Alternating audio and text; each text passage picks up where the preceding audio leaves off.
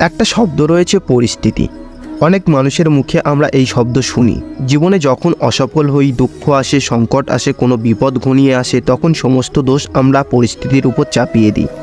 দেখতে গেলে কোথাও না কোথাও ঠিক করি। এই পরিস্থিতি প্রতিদিনের মতো পাল্টাতে থাকে, কিন্তু এই দিন, এই রাত এমন কেউ আছেন যিনি এর উপরও নিয়ন্ত্রণ সাধন করেন, আর তিনি হলেন সূর্য। ঠিক তেমনই আমাদের জীবনে সূর্য হলো এই মন। যদি এই মনের উপর আমরা নিয়ন্ত্রণ করতে পারি, তাহলে আমরা জীবনকেও নিয়ন্ত্রণ করতে পারব। প্রথমে এই মনের রাজা হয়ে উঠুন। তাই কখনো যদি মন দুর্বল হয়, তাহলে পরিস্থিতি আমাদের সমস্যা বলে মনে হবে। এই মন যদি স্থির হয়, পরিস্থিতি প্রতিস্পর্ধ বলে মনে হবে। আর এই মন যদি শক্তিশালী হয়ে ওঠে, তাহলে যে কোনো পরিস্থিতি আপনার আমার কাছে একটা সুযোগ মাত্র। এমন এক সুযোগ যাতে অগ্রসর হয়ে আপনি মহান হয়ে উঠতে পারেন। এই মনের শক্তির বৃদ্ধি ঘটান, মহান হয়ে উঠুন, আর সব কিছু ভুলে বলুন রাধে রাধে। আমাদের জীবনে গুরুজনেরা এবং জ্ঞানী মানুষরা একটা কথা বলেন, ধৈর্য ধরো। কিন্তু কি এই ধৈর্য জানেন? শুধুমাত্র দুটি শব্দ, কিন্তু কতটা বিশাল সেটা বুঝতে হবে মানুষকে। যেমন ছোট একটা অস্ত্র নিয়ে যদি একটা বিশাল পর্বতে নিরন্তর প্রহার করতে থাকেন ধৈর্য ধরে, এমন একটা দিন আসবে আপনি ওই বিশাল পর্বতে একটা রাস্তা তৈরি করবেন। কোনো ধনুর্ধর যখন নিজের বিদ্যা অর্জন করতে চায়, তখন তাকেও সেই বিদ্যা অর্জনের জন্য ধৈর্য ধরতে হয়।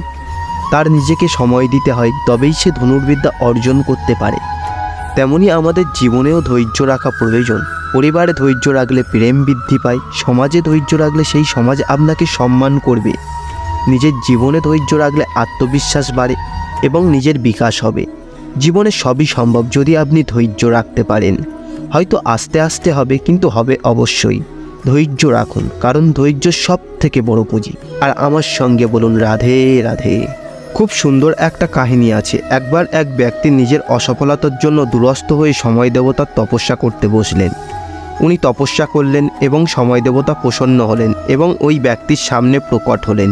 এবার সেই ব্যক্তি ওনাকে জিজ্ঞাসা করলেন যে কি এমন আছেন যার জন্য আপনি বারবার জয়ী হন আর আমি বারবার পরাজিত হয়ে থাকি? কেন এত পরিশ্রম করার সত্ত্বেও আমি সফলতা লাভ করতে পারি না?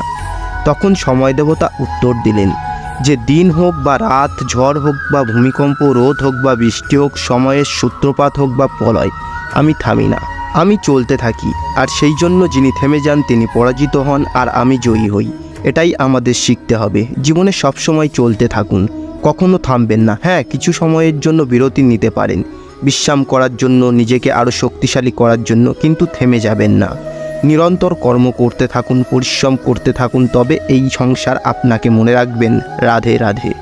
আমাদের জীবনে আমরা যখন কোনো বড় দায়িত্বের সম্মুখীন হই, তখন আমরা তার থেকে দূরে পালাই, আর এই অজুহাত দিই যে এত বেশি ভার বহন করার যোগ্যতা আমার নেই, আমি করতে পারবো না।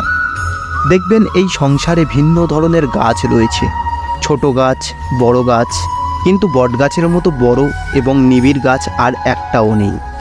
সে নিঃস্বার্থভাবে এই সংসারের সেবা করে যায়, ছায়া প্রদান করে, শীতলতা প্রদান করে। আর যখন এমন সময় আসে তার উপর বোঝা অত্যন্ত বেড়ে যায়, সে কিন্তু ভেঙে পড়ে না।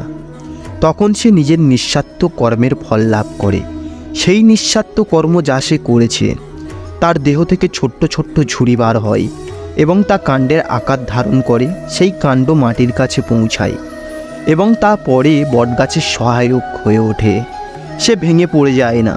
এইভাবে আপনিও জীবনে নিঃস্বার্থভাবে সবার সেবা করুন, ভালোবাসুন সবাইকে, সাহায্য করুন।